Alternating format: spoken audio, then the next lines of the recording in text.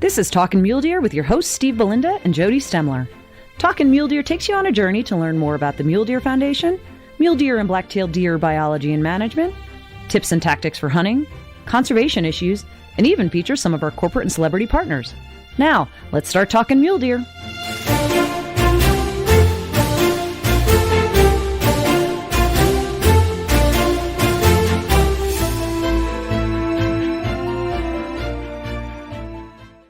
Hey, this is Jody Stemler. And I'm Steve Belinda. Welcome back to Talking Mule Deer. Hey, Jody, guess what? What? It's fall. It is. Well, yeah, it's getting close. Of course, it's still like 8. Well, actually, we had a nice cool down rain yesterday, so it's cooled down a bit here, but it's been in the 90s a lot, but it's coming. Yeah, hunting seasons have started. I know. It's awesome. Guess what? This is also our 75th episode. You're not that old. You know, it doesn't seem like it was too long ago. We were sitting there struggling in that room with the horrible audio, trying to figure out how to do this. That first recording was pretty painful. We figured it out, and I think, and then we had to go through COVID and not being able to get together and actually do this, and then figuring out how to do like video so we could at least see each other, so we could respond to. I mean, there's been a lot of learning curve in this process. Yeah, well, for the 75th episode, we brought back two very special guests, Jody. First off, it's our new CEO, Joel Pedersen's back joining us. Welcome, Joel. Welcome. It's good to be here. It's great to see that this is at 75 episodes now. I mentioned the last time I was on here how valuable this podcast was for my learning curve. And as we have brought more people on over the last few months, we continue to hear how many people are listening to this to understand what's going on with Mule Deer and with Mule Deer Foundation. So congratulations. Yeah, thank you, Joel. Glad to hear people are listening still. Yeah, and then our other guest is a repeat guest, probably our most frequent guest, but there's a reason. It's because we like him. Yeah, it's Jim Heffelfinger with the Arizona Game and Fish. Dr. Mule Deer, we like to call him. Welcome back, Jim. I don't like to be called that. That sounds a little self-aggrandizing. No, I'm not only happy to be here, I'm happy to hear that it's fall because my computer says it's 91 degrees and it's still climbing today here in Tucson. So we're just happy that when fall comes, we get down into the double digits of temperature. That's definitely a change, isn't it? Well, thanks, guys, for being on this. We chose for our 75th anniversary to have a topic that was extremely popular when we did it last year. Wait, was it more popular than Miles Moretti's episode? Yes, it was. And it's because you were on it, Dr. Mule Deer. And it was talking about the range-wide status. And I hate to say, I'm guessing that it had very little to do with who was our guest, or it had a whole lot more to do with the fact that we're providing the range-wide status assessment that the Western Association of Fish and Wildlife Agencies put out. So that's what we're going to be talking about again. So do you want to give us a little bit of an overview of what this document is all about to remind the people who may not have seen it last year or listened in last year?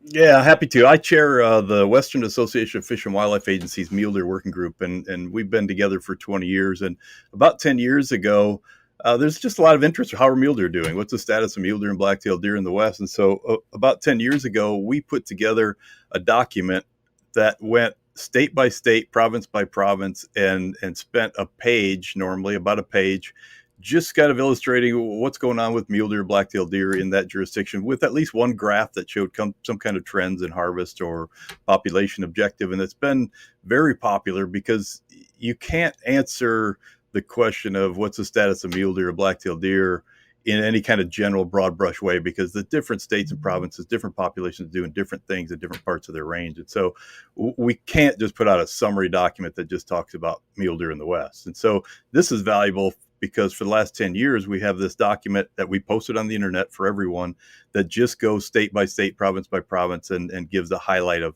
just a snapshot of what's going on. And so it's been really popular with NGOs, conservation groups, reporters, other agencies, just to know what's going on. And so that's what we'll be talking about today. And that is available on the WAFA website, which I'm sure we'll put a link in the show notes and talk about it. So Jim, just for clarification, a lot of popular publications out there put deer forecasts and hunting forecasts out. And oftentimes it's unclear where that information is derived from.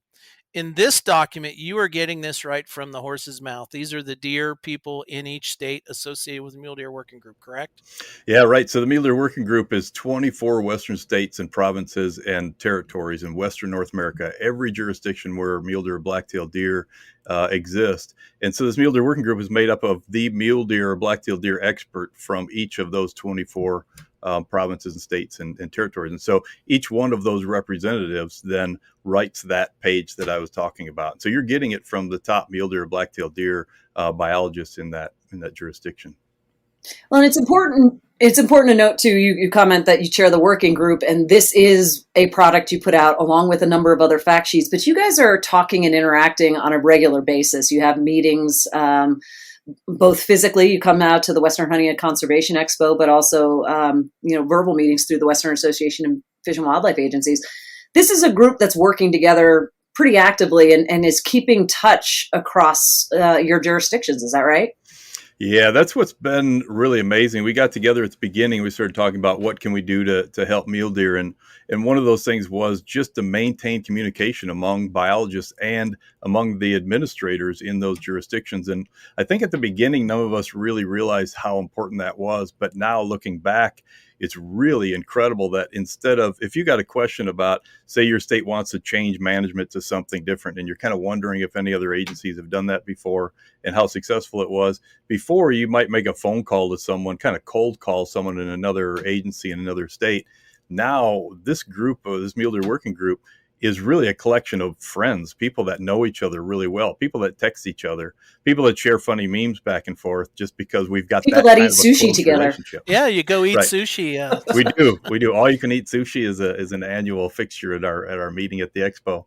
But here we've got this collection, this infrastructure of people, and we all know each other. We all have our cell numbers, and so we can send an email out and say, hey, we're thinking of going to this different management style. Has anybody tried it? And you get a flood of information, really valuable information about what's been done in the West. So even just that communication, which is not necessarily a real tangible thing, but just having that infrastructure where we can all talk to each other really freely and really easily has been a boon for mule deer and black-tailed deer conservation in the West.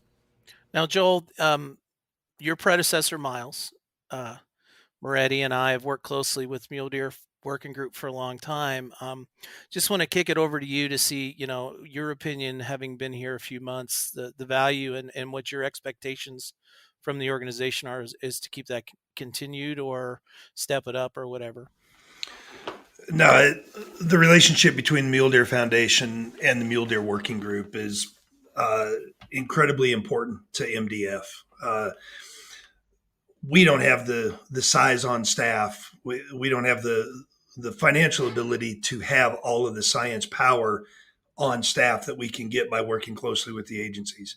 And as a nonprofit organization, all we can do is help the state agencies and the federal agencies try to meet their objectives. And so we need to be in lockstep with what's happening, and we need to understand from those folks with the states what the challenges that mule deer and black-tailed deer are facing to understand how we can better integrate into that. And as Steve, as you and I have been talking about, that's something that we're really going to focus on in this upcoming year, is to up our game in that and make sure that we are doing the right work at the right scale in the right places based upon the information that we can get from the Mule Deer Working Group.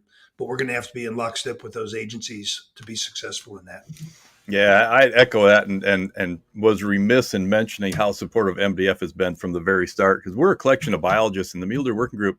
We don't have a budget to do anything, and sometimes we need funding for publications and to do things, and we don't have the outreach arm because we're just a bunch of deer biologists. And that marriage between MDF and that collection of mule deer and black-tailed deer specialists throughout the West it's been really helpful. MDF has been incredibly helpful for the Mule Deer Working Group and allowing us to achieve a lot of things. And we even have a presence on the expo floor in Salt Lake City every February with the Western Hunting Conservation Expo, where we have a giant booth which is provided to us. And we have mule deer experts from throughout the West that are there to answer questions and answer questions about hunting and mule deer management in those states and provinces. And, it's really important to me because I get to be a biologist every now and then throughout the course of the year.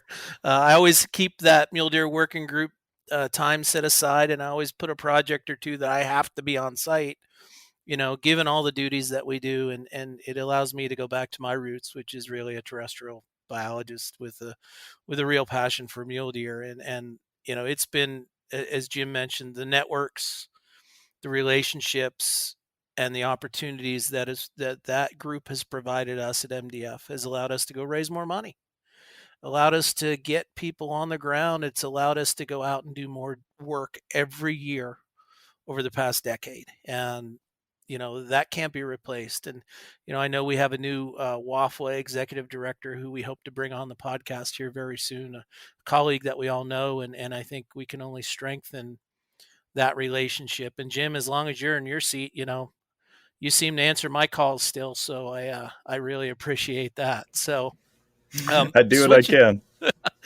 Getting back to the range-wide plan and the reason folks are probably listening to us. Steve, I'm gonna, I always do this. I apologize, but we have to listen a few words from our supporters. So let's take a break real quick. This is a good segue. When we come back, we can dig back into the range-wide assessment. Elk, sheep, big old muleys. Not a problem for the 27 Nosler. We packed it with more downrange punch than the 300 Win Mag. We designed it to be flatter shooting than the 6.5 PRC. The 27 Nosler is everything you've heard, all that you've asked for, and plenty more. So enough talking. Check out the numbers for yourself and see what makes the 27 Nosler such a beast at nosler.com. If you're buying or selling a trophy hunting or fishing property in the Western U.S., our friends at St. James Sporting Properties should be your go-to resource. St. James Sporting Properties is more than an elite group of professional ranch brokers. They're also passionate about chasing monster mule deer, highly successful big game hunters, and avid outdoorsmen. When you combine their passion and expertise in the outdoors with their industry-leading marketing program, you're guaranteed to have a first-class experience. For more information, go to the Supporting Partners page on muledeer.org or give St. James Sporting Properties a call today to buy or sell your dream sporting property. All right, we're back, and I cut you off, and I apologize for that, Steve, but we definitely need to listen to the supporters, the folks that help us with the podcast and other things here at the Mule Deer Foundation. We were about to segue into the range-wide assessment itself. I'll let you ask the question. You were going to go. Yeah, so just in summary, the first page of the range-wide status report really, summarizes in three categories: increasing, decreasing, or stable, what I guess the numbers tell us and what the biologist's professional opinion are. And as Jim mentioned earlier, there's 24 states and provinces, but Northwest Territories really doesn't give us, because they don't know what it is. And if you read that, it talks, hey, it's a big province. Hasn't been anything formalized. We're not really sure. But of the 23 the Northwest Territories has only had 2 mule deer sightings in the last 3 decades. So they're they're surprisingly engaged. But I wouldn't fault them for not being real engaged in the mule deer working group, given that. Well, the reason I mention it, Jim, is because you mentioned 24, but when you add up the numbers I'm about to give, it's only 23. And so where's that one state? Yeah, it's Northwest Territories. And actually going through some compilations, getting ready for this podcast, I was like, why don't the numbers add up? And that's what I did. So 6 states are increasing, 10 states are stable, and 7 states are decreasing. Now, Jim, I want you to explain why that may not be an absolute. Yeah, it's difficult. It seems to be pretty easy to say whether a population in a state or province is increasing or decreasing. But when you look at that document, you can look at some of those graphs, and you may have a jurisdiction where the mule deer population has been decreasing for 20 years, and then for the last 7 years, it's sharply increasing. So do you call that an increasing or decreasing? And Arizona is a good example where we've been increasing steadily for 15 years, and we've had some droughts in the last few years. And so that line has turned down. So actually in the last 3 years, you would say we have a decreasing population. So just kind of to highlight the fact that there's some nuance and some complexity in whether we say increasing or decreasing. But what we said, just to stabilize it for the purposes of just kind of summarizing it that way, is just in the last 3 years, what is that deer population doing? Because we thought that's probably most relevant. what happened 20 years ago is kind of interesting, but most people are kind of interesting. What's going on right now in the last 3 years? And so that's what we use to make that call as to whether it's increasing or decreasing or stable. And then you get one jurisdiction where you've got population of the eastern part of the state that's declining because of some reason, maybe some harsh winters, and then population on the west side of the state may be stable or going in the opposite direction. So just to keep that in mind, that this is kind of a North American snapshot overall of their range-wide status. Yeah, so thanks for that, Jim. And there are some overarching things that are affecting deer across multiple states.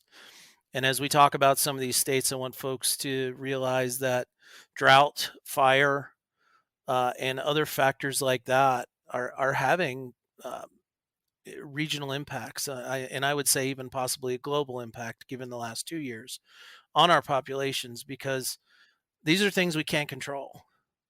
And so we just have to address them as they come up, document the situation. But really, it comes back to, making sure that the habitats that are left out there are actually performing better than they were. And that's where we get into our conservation delivery model, as we're trying to increase or maintain productive habitats so that populations can have what they need, and hopefully be increasing where they're down, but at least stabilizing where they're in good shape. So one thing I think that it's important while we're talking about this here is that you mentioned 6 are increasing and 10 are stable and 7 are decreasing.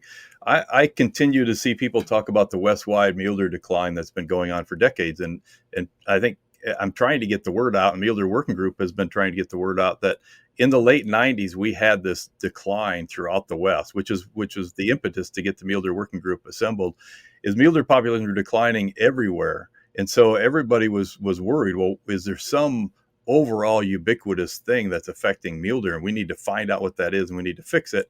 And as it turns out, in hindsight, after 2 decades of working with mule deer and looking at population fluctuations, is that mule deer populations and black-tailed deer populations fluctuate in different parts of the country at different times for different reasons. So you may have a lot of precipitation one winter. And so in Alaska or in the Rocky Mountain states, a lot of precipitation in the winter means a lot of snow, and that might be a severe winter with snow depth and cold temperatures. But a lot of precipitation in the desert Southwest means a lot of rainfall and 70 degrees and forbs and food everywhere and a lush year. So that's an example of different parts of mule deer range with kind of the same thing. A wet winter can produce dramatically different effects on the population. And so in the throughout time, different populations increase and decrease for different reasons. In the early 90s, for some reason, just by chance, they were kind of synchronized. And there was some harsh winters and some droughts, and they were all making mule deer populations kind of throughout the range decline, which got everybody concerned, and that's why the Mule Deer Working Group was put together. But now, since then, we've got increases and decreases, and really since that west-wide decline, almost all populations have responded and have increased. We don't have a west-wide mule deer decline anymore, but we're still below population objective in almost all states and provinces. So it's not like things are rosy. We're still below population objective. We're still working on habitat. We're still working to get those populations back to population objective. But as you can see, we've got 6 that are increasing and 10 that are stable. So we're not in a west-wide mule deer decline. I think that's important for people to understand, because I just continue to see that being written in the popular press and in manuscripts. Well, you see it a lot in forums and chat rooms and social media too, Jim. And trying to explain the nuances of that, as you just did, is not conducive to keeping people's attention. And we have to sometimes, and I see Joel laughing and shaking his head, restrain from responding in some of those forums, because it's not about giving facts and it's really about opinion at that point. And all opinions are valid. Some are right, some are wrong. It really goes into what you said, the west-wide decline that we hear about, and that was prevalent when we started our careers, is no longer the case. And Yeah, we had one biologist from one jurisdiction a number of years ago at the Mule Deer Working Group meeting, one of the representatives for the Mule Deer Working Group, say, will you guys quit talking about the mule deer decline because our constituents are coming to public meetings and they're holding up Mule Deer Working Group stuff, talking about the decline, and we're at population objective and they want us to fix it, but we're at population objective. So that's an example of, we need to be careful about how we talk about it. We don't have mule deer declining throughout the West. We've got a couple individual states that are declining, and we can talk about those individually. Well, and again, I think it's important to point out that even within the state, certain herd units, I mean, here in Colorado, things are different on the West Slope than they are on the Front Range, and that's, or even smaller regions where populations may have been hit by fires. The year that happens, that may be a problem. The year after that might be a good thing. So again, when we're talking generally stable, declining, it is still kind of an overall, it's certainly not arbitrary, but it is a broad stroke of the pen. And we all need to kind of step back and say, okay, there's things, no matter what, there are things we can do with the habitat, there are things that we can do with tags that are going out when you guys are working on that. But I think we have to all recognize that it is never a carte blanche. That's just not the way natural systems work. Right. Yeah. Mule deer population in Alberta are increasing pretty robustly, and you may have hunters in Alberta that don't want to hear that because the area they're hunting is not so good, or they didn't get deer last year. But just keep in mind, it's a broad brush generalization. The other thing I want to point out before we jump into the individual states that we want to highlight is when you look at this report, page 2 and 3 has the graphs, and we may pull those out for folks for ease of trying to understand. And, it's raw numbers, basically estimated population, total harvest, percentage of males, and hunter numbers. And, those are important to hunters because percentage of males and number of hunters out there. What do we always hear? People want more bigger bucks and fewer people in their area hunting them, and an increased chance of drawing that tag. But I really encourage the listeners to read the text of each state, because we mentioned this last year. Each state does things a little bit differently in their estimations, in their trend analysis, and in the numbers that report. So you cannot compare it across all of the states. You have to understand how that state's doing it. And even within that state, as you mentioned, Jody, there's regional variation. And in the states that have both black-tailed deer and mule deer, there's different ways of monitoring, counting, and assessing the current situation. So it really is, details matter, and we encourage folks to go look at that. We've got to take another break for our supporters. When we come back, we're going to jump right into a couple of the states, starting with Arizona. I'm Anthony Imperato, president of Henry Repeating Arms. Patriotic Americans are looking to protect and provide for their families, now more than ever.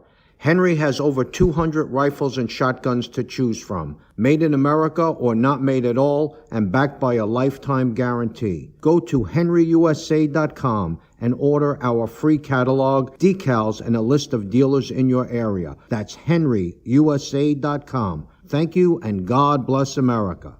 The best hunting stories begin long before the harvest. They begin with the hard work of conservation groups like the Mule Deer Foundation, working tirelessly to protect our hunting traditions. As a proud partner of MDF, Vortex Optics is dedicated to improving your experience in the field by offering you rugged, innovative optics and apparel backed by our VIP warranty, our unlimited lifetime promise to take care of you whenever you need us.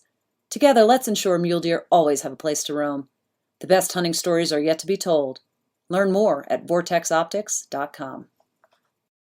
All right, Steve, before the break, you were talking about the document itself, and I wanted to, and we'll do this again later, but muledeerworkinggroup.org, is that right? Is that a direct URL to get there? muledeerworkinggroup.com. .com. Okay, sorry about that. Yep. We're a .com. So, and what happens is the WAFWA, the Western Association of Fish and Wildlife Agencies, has an awesome website. And then one of the subpages in there is the Mule Deer Working Group. And all of our information is there. But it's kind of complicated. The URL is kind of complicated to share in a situation like this. So we have basically a pass-through URL that's muledeerworkinggroup.com. And if you just go to that, it'll take you seamlessly right to all of our information. Yep. And right now there is they have a couple of photo direct links, and the range-wide plan is in that. And then I also want to point out that it is easy. Steve, you mentioned that there's tables in the front that have the overarching numbers, but to go in and read the description is important. And that document is a clickable PDF. So you can actually click to your state so that you can get right there rather than having to scroll through. So it's trying to make sure that you're going to read the content and not just look at the top line numbers. Well, and I think we have it linked to on our Mule Deer webpage, our Mule Deer Foundation webpage. So when folks are on there joining, renewing, upping their membership to the Mule Deer Foundation, they can very easily navigate to the Mule Deer Working Group through MDF. Excellent. Okay, Arizona. That's your home state there. Well, not your home state, but your current living state, Jim. So, well, I've been here 30 years, so it's pretty close. It's home enough. I'm starting to feel Arizona-y after 30 years. Arizona went through the same decline as a lot of other states and provinces in the 90s, and we were concerned as well. And most of that, just like it was throughout the West for a lot of agencies or a lot of states, most of that, if you remember, like in the late 80s, 1988, Yellowstone was on fire because it was so dry. Barges were running around in the Mississippi River. The summer of 88 was a bad drought, and that dryness was not just that summer, but that a few years, either end of that in the late 80s.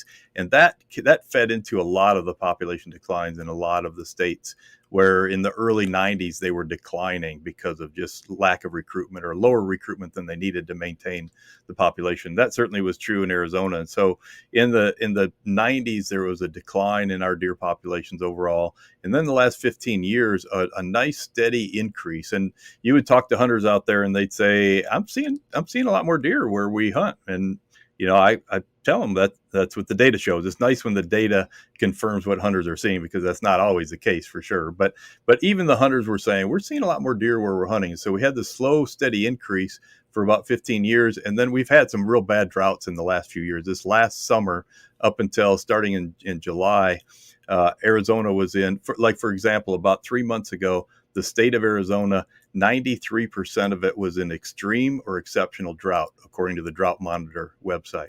So we were in a horrible, horrible drought for about a year and a half. Starting in July, when we get our summer monsoon rains, we were deluged with rain. In fact, in Tucson, in southern Arizona, the month of July was the wettest month ever on record in history. Not the wettest July, the wettest single month in history. So we were just dumped on in July, and that has continued. It was raining almost every day. It's continued through the first half of August, and we've even had we've had rains in the last couple of days. So that year and a half drought was the worst I've seen in my 30 years here. And then this July and beginning of August is the wettest I've ever seen here. So an example of the complexities. But my point was, the last year and a half was a horrible drought. And that was just kind of the capstone for about 3 years of pretty dry conditions, with a few decently wet winters in there. But our fawn recruitment was below the level that we needed to maintain the population. So that 15-year increase the line has taken a little turn downward in the last couple of years. So, Jim, there is one number that I think pops out of the whole graph, and it's in Arizona. It's hunter numbers. It looked like there were 35,000 more hunters last year. Well, what's going on there? Yeah, there's I'm going to check that figure, but there certainly was more hunters in the field.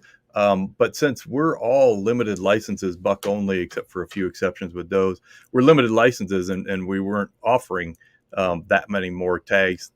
That increase, if that number is accurate, really has to be our archery numbers, because our archery, number of archers we had out there really did increase. We've been trying to promote what a great opportunity is to come here and archery hunt deer in 70 degrees and sunshine. And we've been very effective in doing that.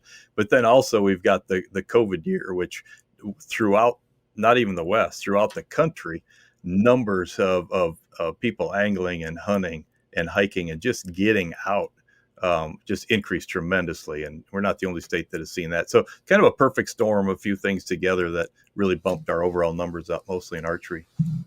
And Joel, correct me if I'm wrong, but didn't we set a record for our Arizona statewide tag last year? I mean, the interest is still there. Yeah, absolutely. The interest is out there. And we did, if I remember correctly, Steve, we did set a record for that tag. And Had great opportunity to put money back on the ground to help with mule deer research and mule deer management in the state of Arizona. Yeah, speaking of that, we just increased some of our funding for on the ground projects there through our federal partners, and a lot of that has to do with the relationship we have with Arizona Game and Fish. So it's been great. And Jim, I don't know if that buck that I saw floating around the internet a couple days ago on the governor's tag is going to be inducive to what comes out of Arizona this year, but that was a whopper. So. Mm-hmm. Well, and before we skip on, just because this is your state and you know it so well, I want to circle up with something else that has obviously been a priority for all of us, which has been the migration corridors initiative as well, that you have been actively engaged on, and obviously that is, with the drought, you can't necessarily see how that is benefiting, but I know some of the work that you're doing, some of the habitat work that's getting on the ground. Did that help make some of those areas a little bit more resilient to some of those drought effects? Yeah, absolutely. We talk about what can be done for habitat that's getting hotter and drier, and all of this work that not only Arizona but all the western states are doing, just improving habitat connectivity and landscape. Some people call it landscape permeability, just allowing animals to move across the landscape. And we're doing some really significant habitat projects to increase the ability of animals to migrate and to move through, fencing projects. All of that pretty obviously helps animals when things get really dry. The more they can move around and find some good spots, find some food, find some available water when their water hole dries up, the more they can move around, the better the population as a whole can withstand these dry periods and not suffer as much mortality. And we can just maintain higher deer populations if we work to help to connect that habitat. And MDF and Arizona Game and Fish, of course, we're at the very beginning of the Secretarial Order 3362 on winter range migration corridors, and we've done some amazing, huge landscape scale habitat projects. So for the sake of time, Jim, not that we couldn't talk about Arizona all day, we're going to move on. And I'm just going to go down through the list alphabetically and choose a couple states out. California is the next one I want to jump to because it has both species. It has black-tailed deer and it has mule deer. And if you look at the numbers, they had a slight increase in numbers, but a decrease in harvest. And I would assume, Joel, that was probably because the fire restrictions last year.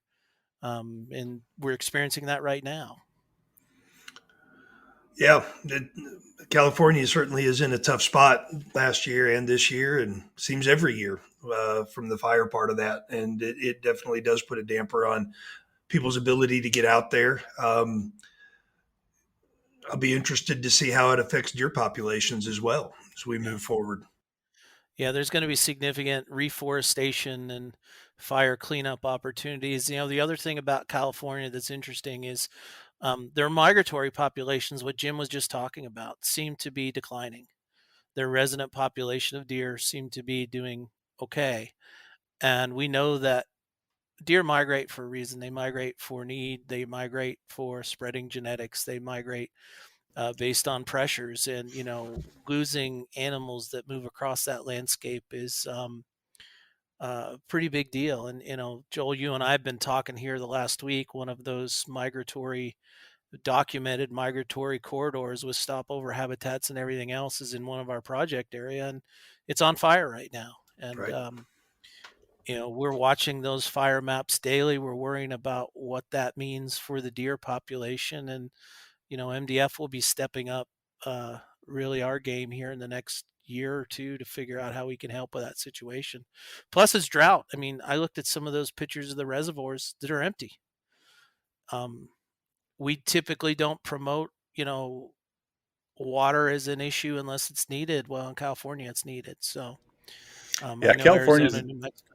So, California is a good example of one of those states that's the deer populations in different parts of the state are doing different things. A lot of diversity in what's going on in that state. Overall, it's been stable for the last couple of years, but like you said, there's different populations that are responding differently. That's a good example of the diversity within one jurisdiction.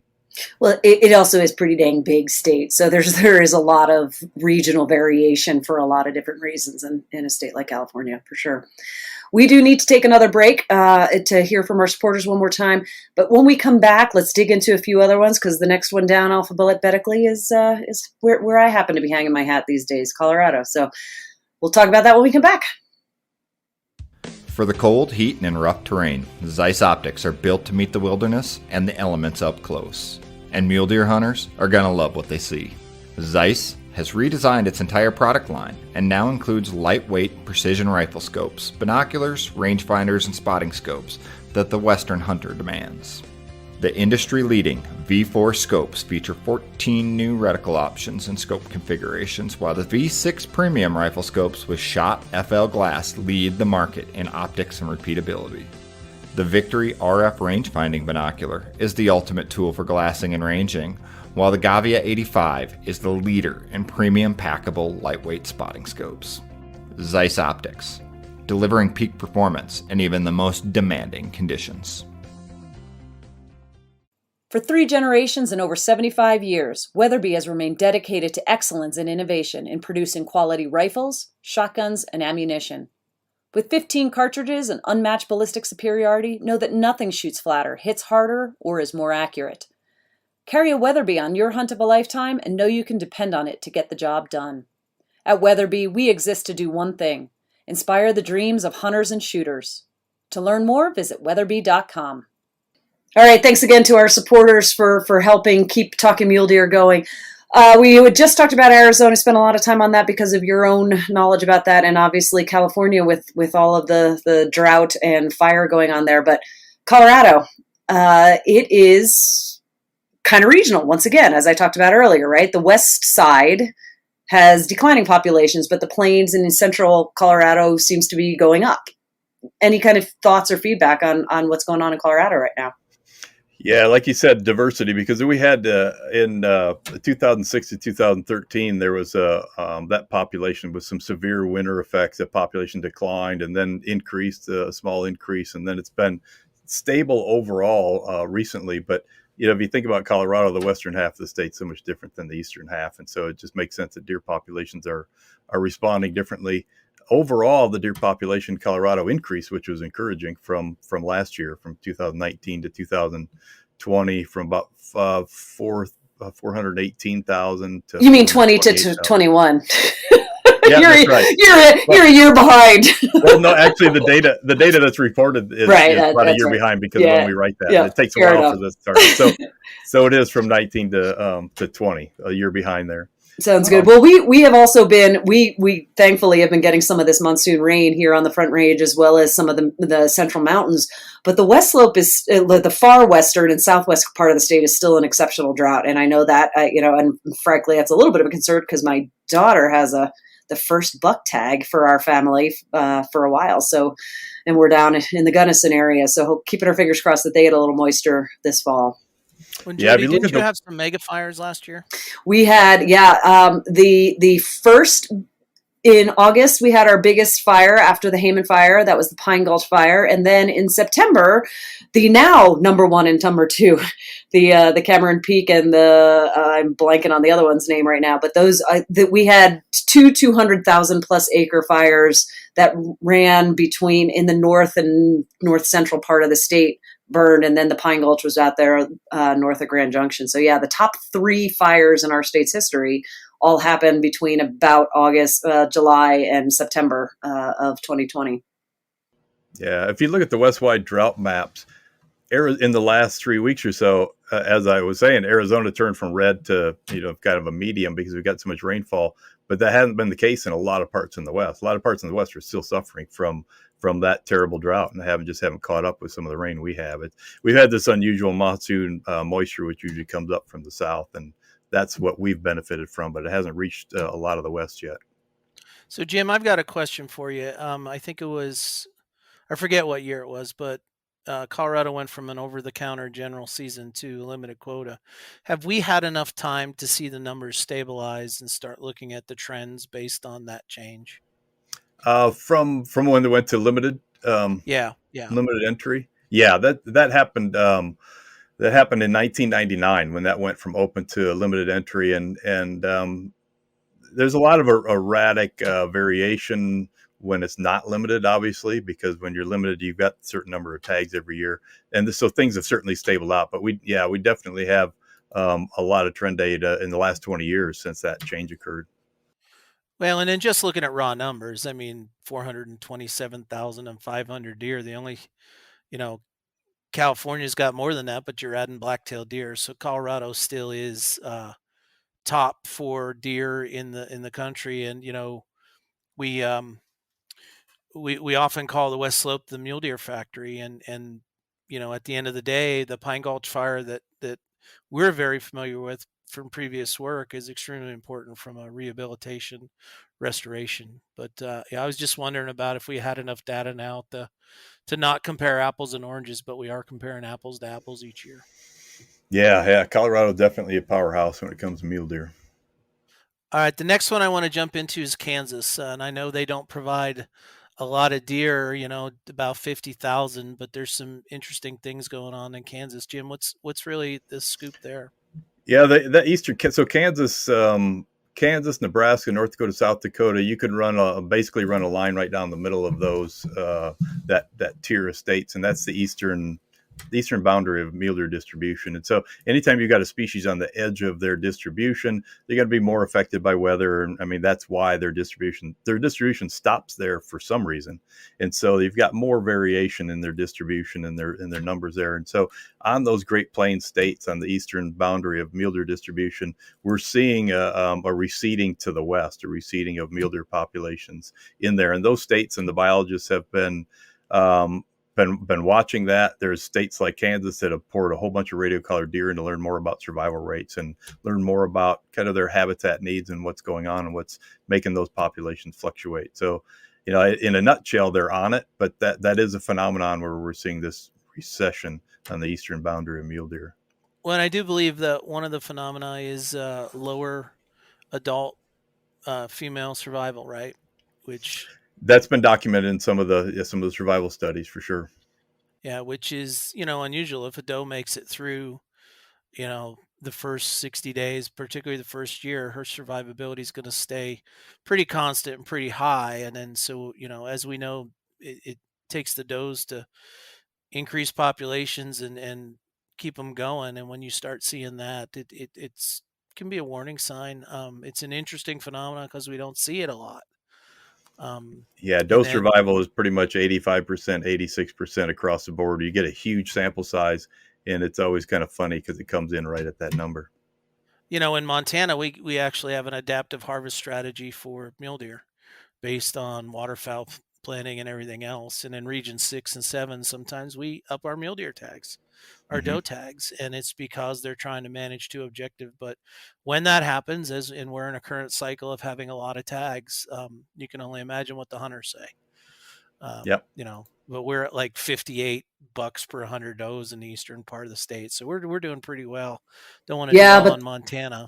But you talk to some of the folks up in the north central part of the state where they've been having severe drought there. I mean, I'm hearing some rumors about that's where we try to get some early fall grouse hunting done, and just in general, there's a big concern about how dry the upper Great Plains are right now.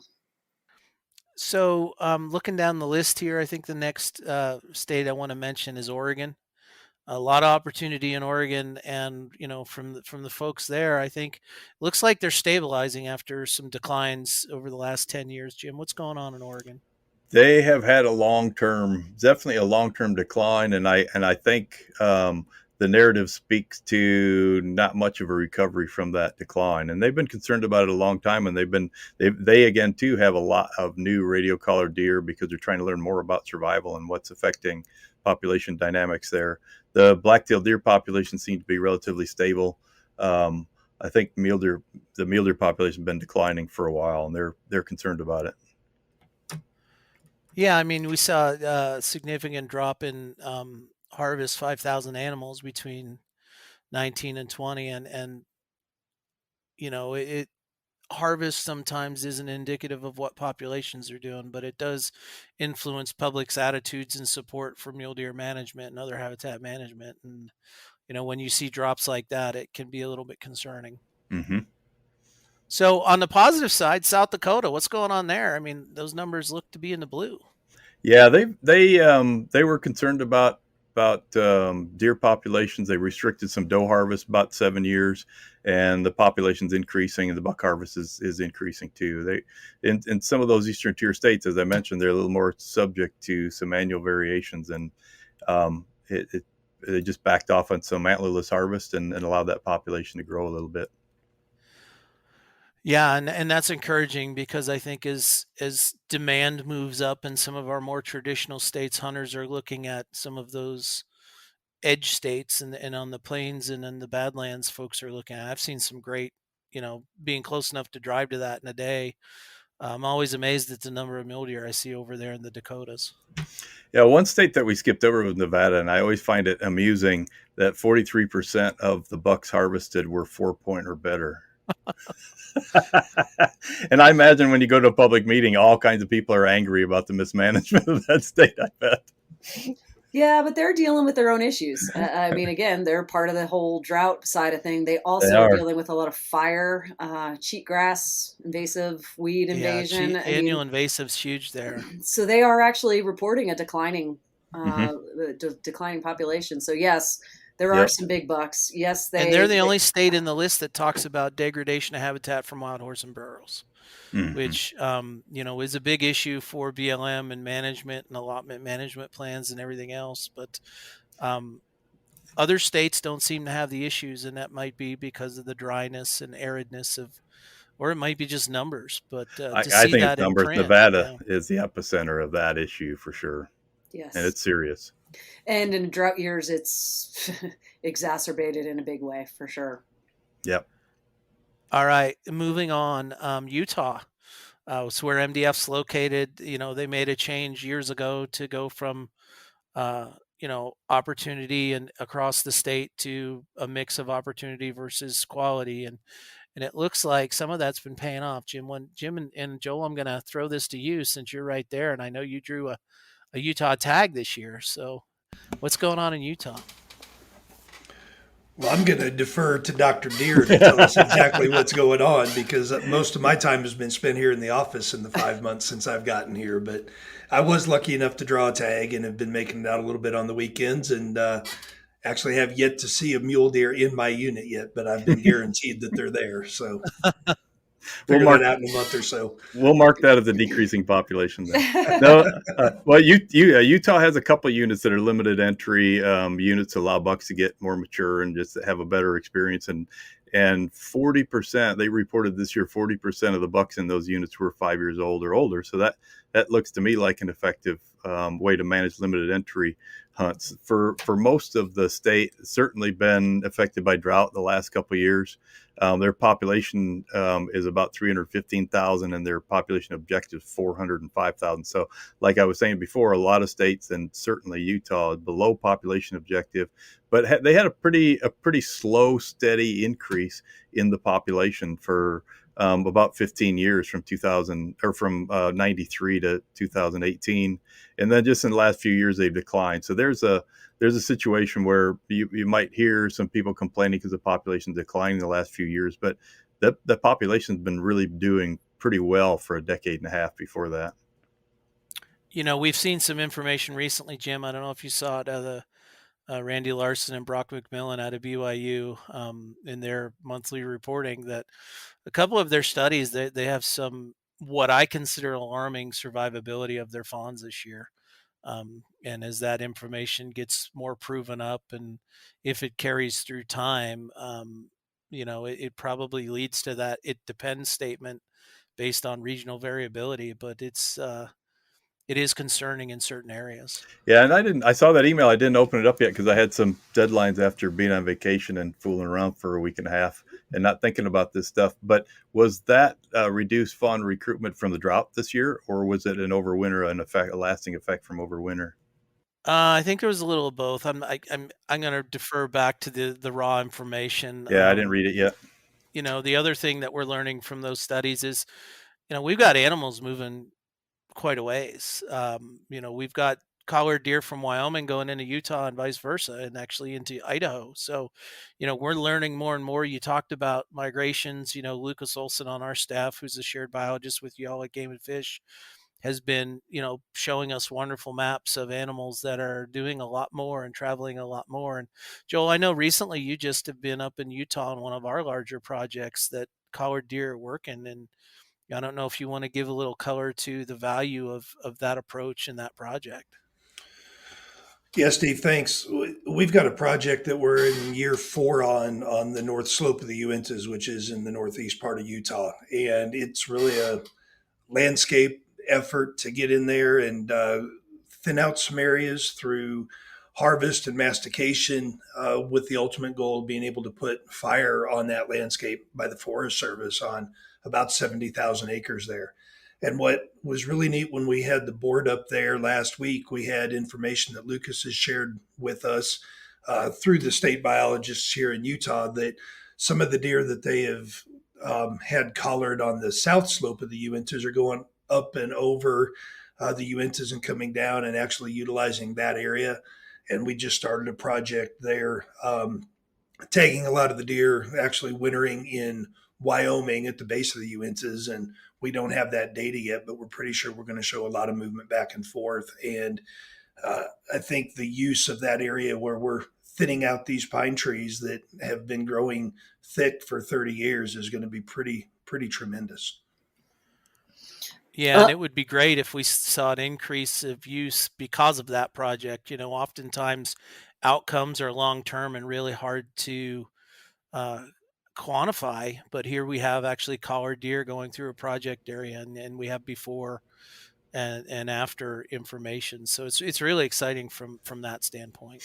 Yeah, it's an example of using some of that Secretarial Order 3362 money, looking at deer movements to actually affect more effective habitat improvement. And we had a project where we had a whole bunch of radio-collared animals in this area that had been treated, and they were using it.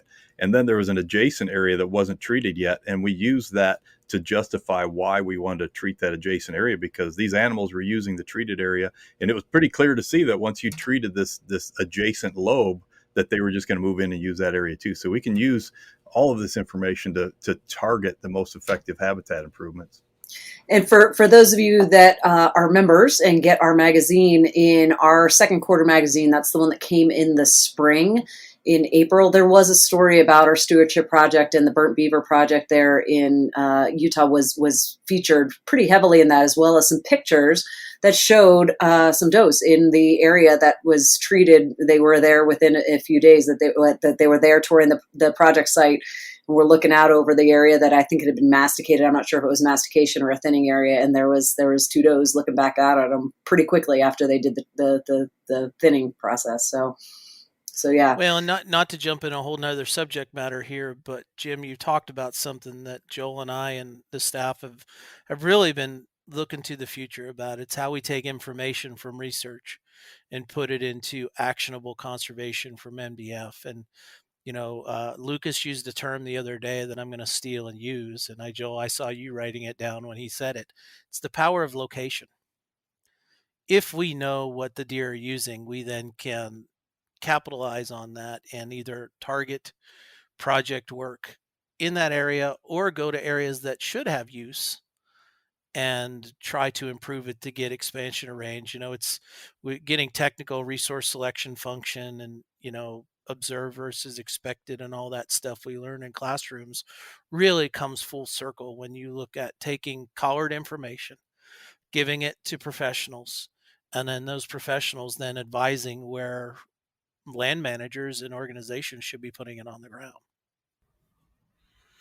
Yeah, and as we move forward in MDF and look into the future, that's something that I'm really interested in doing, is taking the information that we're gaining through the research and the collar information out there, but also pairing it with the information that the state agencies have on what the populations are doing and where they need the help, and having discussions with the state agencies, the landowner agencies, private landowners, figuring out where we can go in and really make a difference with our investment, with the limited dollars that we have, so that we can really make a difference for deer herds out there and draw more people and more interest to the work that MDF is doing. Well, and from the, my limited experience of attending local chapter events and talking to members, they get excited about that stuff too. They actually see where they should be doing work, the fruits of their labor, and it only, it snowballs into more membership, more people excited, more opportunity, more resources, everything. All right, guys, we have been talking for a little bit here. Jim, I think I heard some awful statistic in your family this year about your tag results this year. It was, tragedy struck the Heffelfinger family when we didn't get drawn for deer this year. In 30 years of applying in Arizona, years ago in the 90s, didn't get drawn one year. And then I got a second draw tag and went out and killed a mule deer anyway. But this year, I put my 88-year-old father, me, and two of my sons in on a group application, and we have no deer tag this year. I have some friends in Texas I can go over and fill my freezer with venison, but that's not really deer hunting in the way that we do it. It gives us a lot of venison to eat throughout the year, but I'm trying to figure out what we're going to do instead of a deer hunt this year. Because in Arizona, it's limited draw, buck only hunting, and we have about 90,000 applicants. This year was a little different, but we normally have about 90,000 applicants for 45,000 buck only tags. So about half of the applicants don't get deer tags. If you play the odds, you can be pretty successful, but it didn't happen to us, so we're pretty bummed. It happens. What about you, Steve? I burned my Wyoming stuff last year. You'll read in the Next Quarter magazine about that hunt. I'm lucky. I live in Montana. I can buy a resident tag. We have a 6-week-long archery season and a 5-week-long rifle season for deer. So I will spend a portion of that out chasing deer in eastern and central Montana. I did draw a limited entry elk tag in that area that I passed all them bulls up when I was trophy hunting 2 years ago. Well, I won't be trophy hunting this year. I'll be looking to fill the freezer and have a good time. And, my brother that's featured in that article is going to be back out hunting with me. So we're really looking forward to it. And then I've got a slew of what I call meat tags. We're fortunate enough to have that adaptive harvest strategy for deer in Montana. So if you're in the right place, you can get extra mule deer tags. And of course, we give out whitetail tags quite regularly. I don't think I'll hunt another state this year just because of workload and obligations. And plus I took a bunch of time to go fishing this year. So I'm looking forward to it. How about you? Well, I didn't draw anywhere, but my focus tends to be around our daughter because as a youth, she still gets some priority. She did not draw. None of us drew any of our first round tag options, but in the secondary draw as a youth, she was able to get both a buck and a bull tag in the same unit in the same season. So which is going to be kind of exciting because she's not ever had an antlered animal. She has gotten a pronghorn buck, but everything else has been of the female variety. So we're excited about that. The only problem is it is also right around when the regional and state volleyball tournaments are for high school. So we'll see how that all lines out. But hopefully camo uniforms with orange headbands. Unfortunately, something tells me that her coach is not going to be quite as amenable to missing practices for hunting season, nor will her school in her junior year. But we're going to make the best of it. So well, I'm in the same boat, Jody, and my wife's the head volleyball right? coach, so I even don't have any influence on that either. I wish I did. We would spend more time out hunting, but it seems like she's torn because we all absolutely adore our family time out there. We all go together. We spend the time. It's a lot of fun. But obviously she's also passionate about it. Now, Jody, I think we have a new nickname for Joel. I think it's King Midas. Yeah, so somebody had the golden touch. Joel, how'd you do on the draw this year?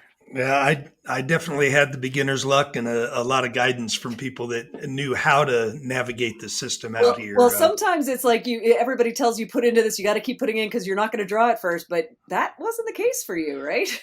Yeah, I let me just say I didn't get any preference points this year because everything I put in for I actually drew. So I mentioned earlier I've got a Utah rifle tag.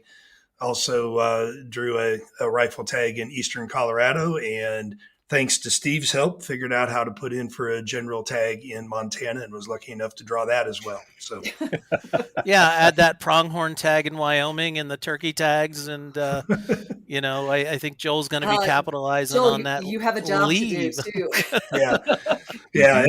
And South Carolina just sent me my 5 deer tags for South Carolina as well. So. You will have a full freezer. Yeah. Well, I'm glad, Joel, that you got that. I know you haven't hunted mule deer before, and you're gonna check that one off, and hopefully you'll harvest a mule deer.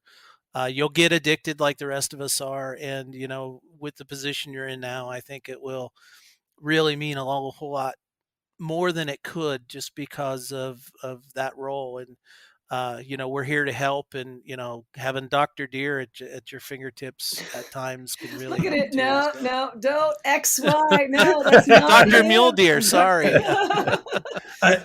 And apparently he's got plenty of time on his hands to come and Yeah. help me. So Yeah, exactly. Yeah, that's the key. I'm not doing anything else this fall.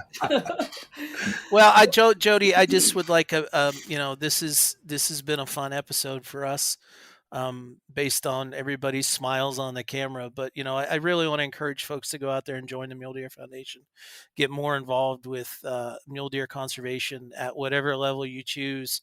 MDF is a great way to do that, and it's pretty cheap and it's very effective. And we are extremely good at taking limited resources and putting them on the ground, and creating a much bigger effect than we could do alone. And we thank our partners, our chapter members, our general membership, folks like Jim and everything. But it all starts with a membership. And we haven't plugged membership a lot in the past, but we're going to start because it's important. That's where it starts. It starts at the individual saying, I care enough to be involved. Yeah, I've been a member from the start. In Arizona, I used to go around with the old regional director and give talks like in Yuma and places to give a deer talk to try to generate interest to establish chapters. And that was probably in the late 90s. I'm sure it was in the late 90s. So I've just always felt so strongly that MDF is on the right track and doing good landscape scale things. And I've been a huge supporter from the start and a member.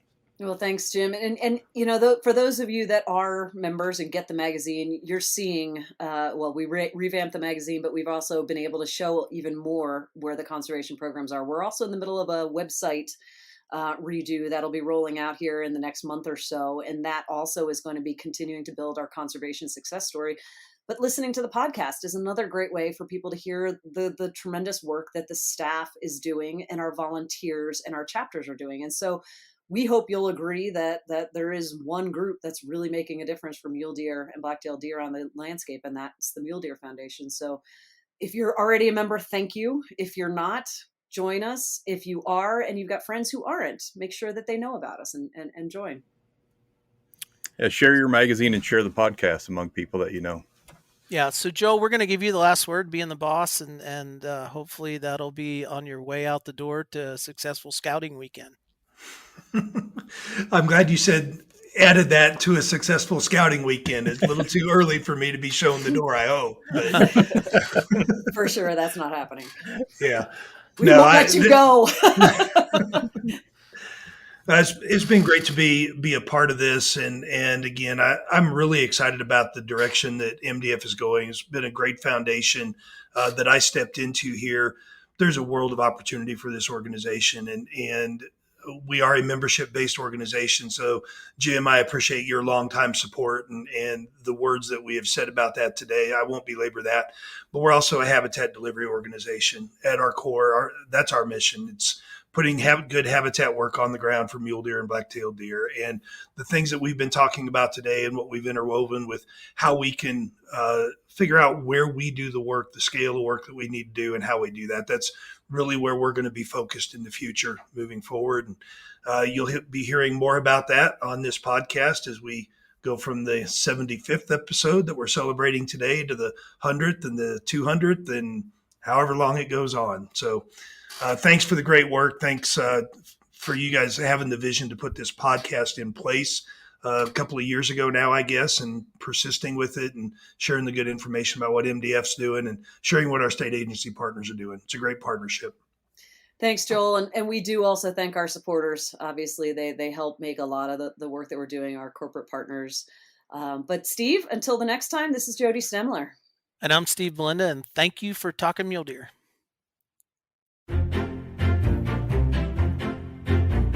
Thanks for Talking Mule Deer with Steve Belinda and Jody Stemler. The Mule Deer Foundation is the only conservation group in North America dedicated to restoring, improving, and protecting mule deer and black-tailed deer and their habitat. MDF is a strong voice for hunters in access, wildlife management, and conservation policy issues. To find out more, visit www.muledeer.org and stay tuned for the next episode of Talking Mule Deer.